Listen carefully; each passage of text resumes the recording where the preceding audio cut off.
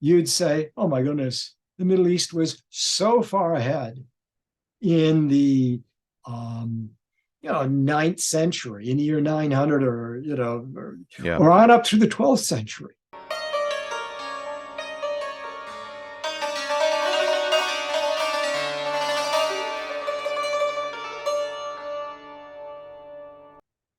Dr. Hoffman, is there a period in history that we can point to and say, this is when the Middle East fell behind Europe? All right. Yes, I mean, we could talk about that, but we have to make it clear, what do we mean by fall behind? Yeah, actually, that's a great Yeah. that's a great And comeback. there Yeah, can be many things. exactly. Um, and they're not necessarily connected. Yeah. There might be a relationship, but if we think about it, um, you think about maybe three possible domains where you could fall behind. One Okay. might be intellectual. Think of modern science, which is so important for not only for conquest, but even more important for economic growth. Yep. Yep. But if you think of the intellectual arena broadly defined, you'd say, oh my goodness, the Middle East was so far ahead in the ninth century, in the year 900, Yeah. or on up through the 12th century.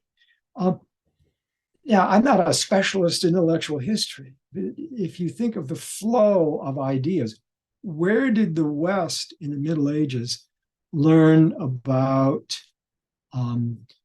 Greek philosophy, about Aristotle? Well, it came via the Middle East.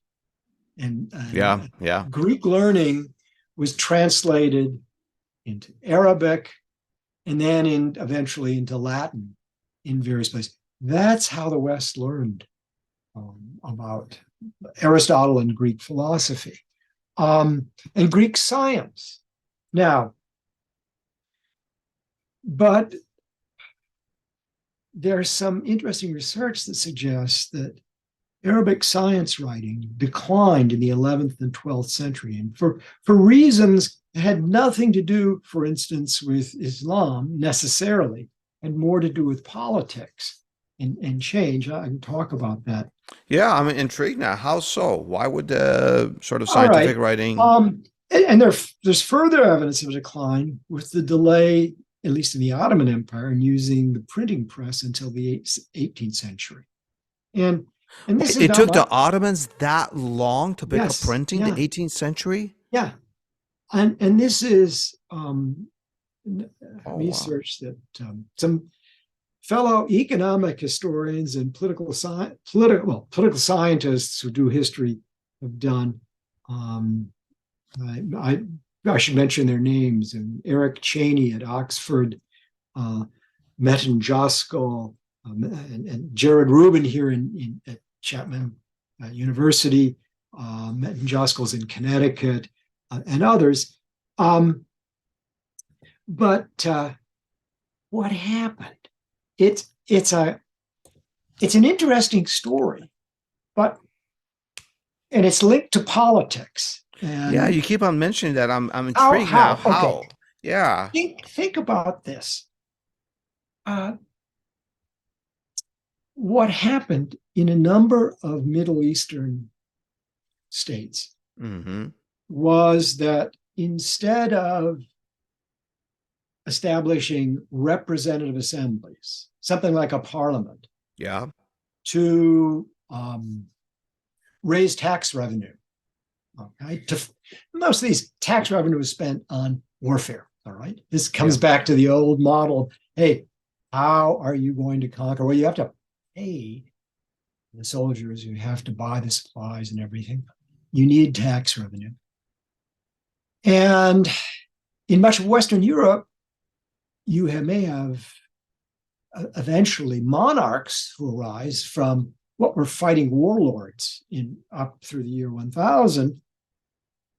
And in these monarchies that eventually develop, you, in the long run, by the 15th century or 16th century, you begin to get representative assemblies of some sort that have a voice in negotiating about what's going to be taxed. Yeah, and by the way, correct me if I'm wrong, those representative assemblies are not necessarily democracies. They could be a bunch of No, lords and barons. right. What Okay. essentially happened is the powerful lord, he has a court with other powerful warlords. Yeah. But to get more money, he'll bring in representatives, say, from cities. Yeah. And this is a way that in return for some privileges, maybe some voice in taxation, some voice in what's taxed, what's not, how the level of taxation, they get certain privileges, like, okay, we don't put soldiers in our town or build fortifications for us, or don't tax us too much. They get a voice, and this is not democratic. It's a tiny minority that has a voice, but it does enlarge the number of people who have a voice. And it has another effect. It raises tax revenues a lot. So if you give people a voice, they'll maybe begrudgingly, they'll pay more in taxes. And they have a tiny share of a bigger pie now. Right. And it may mean, well, we're going to put taxes on the peasants, but we get some kind of exemption. Right. Yeah. All right. You don't get that in the Middle East. Instead, what you often get is a different political solution to a problem of how am I going to get a way of fighting? Well, I may have relied on other lords and so on, but I need something more. But instead of establishing a parliament, often you establish something like the Janissaries. The special elite forces out of Ottomans. Elite forces of military slaves to get special privileges. But it's not the same as representation. And you may say, okay, this solves a problem. You now have a palace guard that protects you, the ruler, and can fight for you. But it doesn't have the same economic effects. It doesn't encourage sort of city growth. And it also means, and this is what some of this research has shown by Eric Cheney and Lisa Blades at Stanford, she's a political scientist, that it means that after about the year 800 in Europe, the year 800 or 1800? 800. 800. 800 in Europe. Okay. Stable rulers. They begin to negotiate more. They haven't established the parliaments yet. In the Middle East, regimes in Europe had been terribly unstable. A king would be assassinated. Yeah. Had a high probability that the chance of being assassinated as a king were as high as being dying on the front lines or being killed on the front lines in warfare today. Wow, under those conditions, who would want to be king? You begin to get stable rule. They choose rules of succession. Well, the next king will be the son of. You don't get that in the Middle East. So you get fights over who's going to be the next ruler. So you get unstable rule. And eventually, later on, you get these parliaments with cities, and that has an enormous effect on the economy because these cities grow, their trade expands, and this is in the Middle Ages, in the 12th and 13th centuries, and 14th, 15th centuries. And their growth of cities and cities, clusters of cities, is unique to Western Europe. So these political changes have a big effect on the economy, have a big effect on taxation and warfare. But to get back to the question here, the question was, hey, what about intellectual matter like printing? Yeah. Parliaments could help eventually establish the legitimacy of rulers. Okay. And where you had them in Western Europe after the 14th, 15th, 16th century. How do you establish the legitimacy in rulers in the Middle East? increasingly, or Cheney and Jared Rubin have shown, you relied on the clergy, on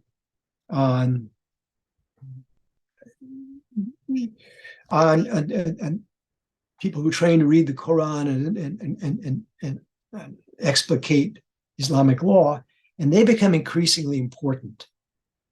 And so this is not something inherent to Islam. This is a political change. And what Cheney has shown is that as this happens, scientific writing declines, and reliance on the clerics also later on becomes an obstacle to importing the printing press. Why? Well, if you rely on the clergy for legitimacy, anything that threatens their legitimacy, their monopoly over what's true, you bring in a printing press, you're going to get someone competing with them. And you may say, well, why didn't that happen in Western Europe? Well, the printing press came in, the clergy accepted it, and it was, there was censorship, but that doesn't happen in at least in the Ottoman Empire, where a lot of this research is done. So that's the key thing. It's a result of the political structure, and it doesn't happen in Western Europe because increasingly the monarchs rely on parliaments for legitimacy. They don't have to rely on the clergy. Less and less so over the centuries. This is not something that happens overnight. In talking about what when the Middle East fell behind, I use "fall behind" in quotations here. Europe, you said there are three domains. The first one was the intellectual, which you and I can have 4 podcasts on that. That was fascinating. What are the 2 other? You said 3. Okay, and you better not have me because I'm not a specialist on intellectual history, but. The other 2 are military and economic. Which kind of go hand in hand with what you were just discussing. They do. They go hand in hand. There is a link with the intellectual later on, particularly in the 18th and 19th century. But let's look at the military side of things.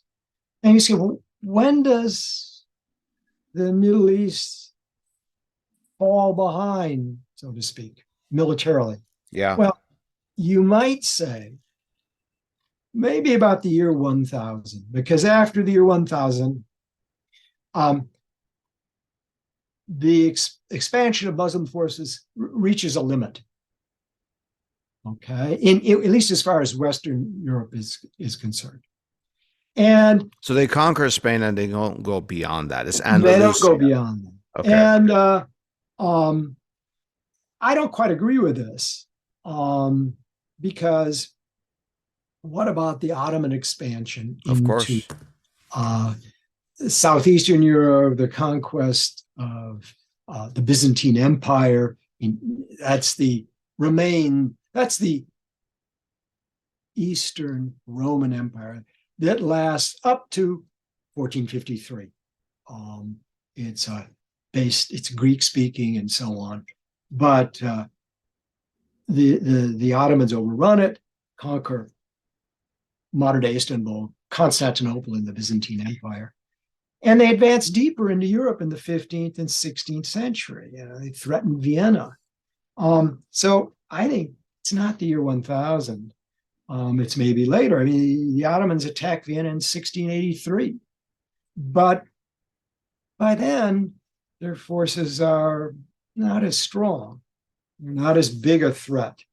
And by the early 1700s, they're defeated by the Russians. They're no longer a great power. One point that I wanted to add from my own research, if I may please, about the expansion of the Ottoman Empire militarily, it goes along what we've been discussing about technology and science.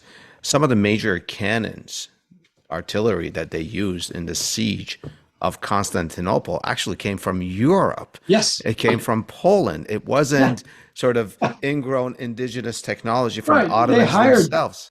and that was something I wanted to touch upon because it says something about who's got the lead. Who are you going to buy your weapons from? Yeah. Who are you going to hire as mercenaries or as advisors? You can see this in China as well. Yeah. At the end of the Ming Dynasty in China, in the early 17th century, they were pressing Jesuit missionaries into service to help test cannons. Okay. Oh, wow.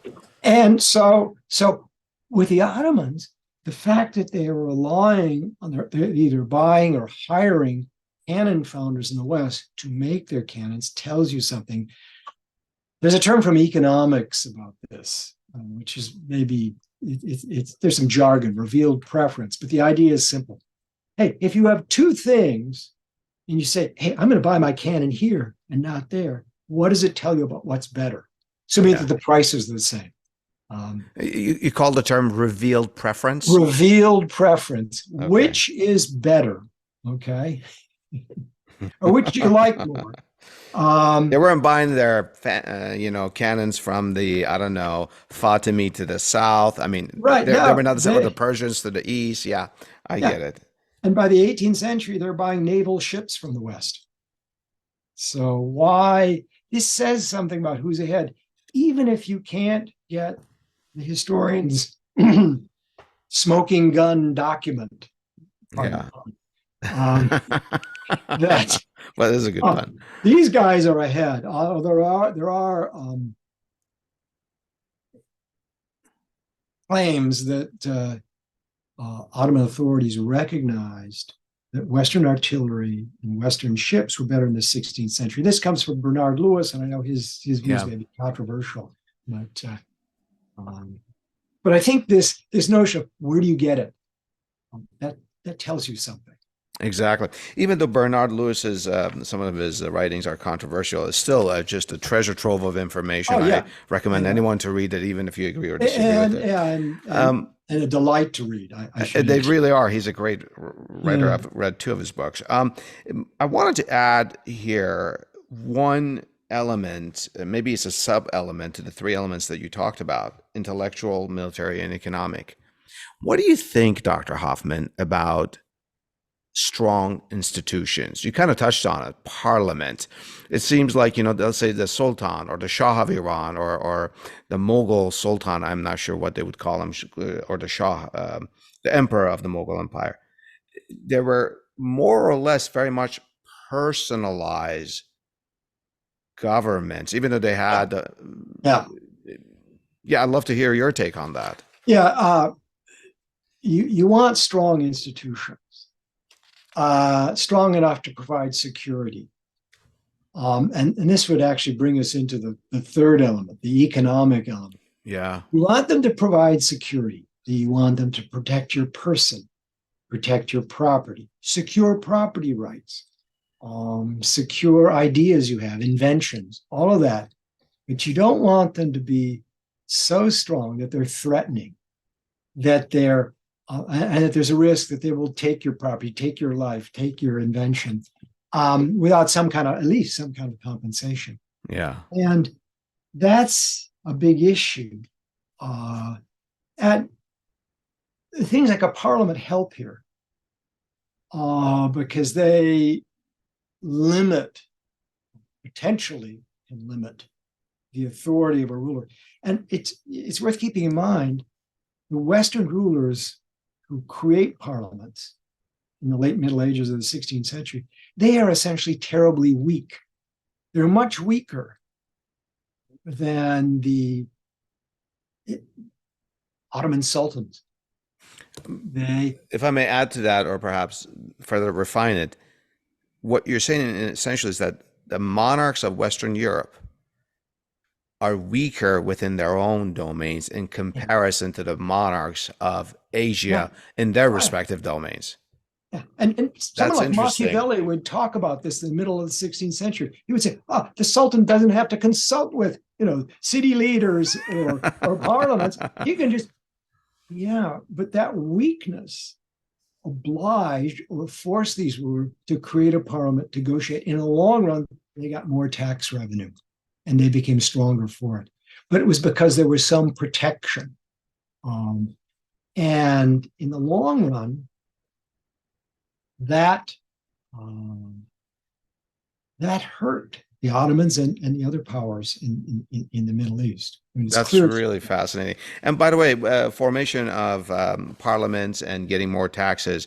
As I shared with you, one of your colleagues, I spoke with Dr. Barry Eichengreen. He talked about how that in turn allowed Western European countries, which are more stable, to get more debt, the Oh national yeah, they debt could to borrow, and that's essential for fighting. Why? Well, think about. To take a modern example from the U.S., people sometimes worry about government spending Yeah, relative to GDP, yeah, or if you look at government spending relative to GDP, when was it highest? World War II, and with good reason. yeah. You had heavy spending in war. Well, during the war, spending soars. It climbs. You can raise taxes, but they can't keep pace with the spending. What you need to do is borrow, Yeah. to pay for the warfare, to pay for the armies, the navies, everything else, and then pay back those loans later on. Western European rulers managed to do this. And if they had a powerful parliament, that helped because it meant, hey, these loans will be paid back. They're a safe investment. When kings borrowed, Yeah. that wasn't the case if they borrowed loan. And this was a problem. It was a problem. Just as an aside, take the French. They borrowed heavily to fight wars in the 18th century. And they hit upon a financial innovation, which was selling essentially life annuities. So Life annuities. Okay. if I want to, I'm say a 55-year-old male, and I don't have any children, or I can't rely on them in my old age, so I want to have some income when I can no longer work. So I lend the equivalent of $1,000 to the government, and they in return pay me $100 a year for as long as I live. That's a life annuity. It's like a pension plan that gives you an income. It's a private pension. That's a good deal. So Government, Louis the 14th, 15, 16 are doing yeah, this until you have a yeah. revolution and And there everything were changes. loads of buyers, wealthy people who needed this kind of loan, or you could buy it for a child or something. Um, Great idea. You're lending money to the government, you're giving them $1,000. They're paying you. All right. They sold a bunch of these in the 18th century. And they soon were selling them and saying, okay, these are the terms no matter how old you are or anything else. Well, wait. If you're an 18th century investment banker, you say, or savvy individual, you say, great. I'm going to buy, this is the ultimate version of this Yeah. idea. I'm going to buy, say, 25 of these, each one dependent, will be paid as long as an 18-year-old girl from a wealthy family who had already had smallpox and therefore had a big life expectancy, lives. I know she's going to live a long time. I'm going to buy 25 of these, each one dependent on the lives of 25 young women, and they will keep paying for a long time. And they're giving me 10%. They're going to live for 50, 60, 70 years. And if one gets run over by a carriage, doesn't matter. I got 24. Then I'm going to sell shares in this investment pool to wealthy investors. In this deal, the French government is getting shafted. Yeah, exactly. You got it. And this was devised by bankers in Geneva. There are other people doing this. And the net result was, yes, this is a fair deal for the 55-year-old male, but For for an these other 18-year-old, investors, yeah. it's this causes the French government to go bankrupt, helps trigger the French Revolution, and but that's an aside. Yeah. So, but you bring up this example to give a contrast between uh, The Middle East and the Middle East, and also in France, the king was much stronger than the right, king of England, right, and they had a better sort right, of taxation system, parliament system that wouldn't let something like that happen. right. And they could borrow more and borrow at a lower interest rate. So Exactly. That's eventually amazing. all the Western European nations do this. Do this. We'll be back after a short break to talk Okay. about having fallen behind, whatever that definition means. Why did the Middle East stay behind? We'll be back. Okay.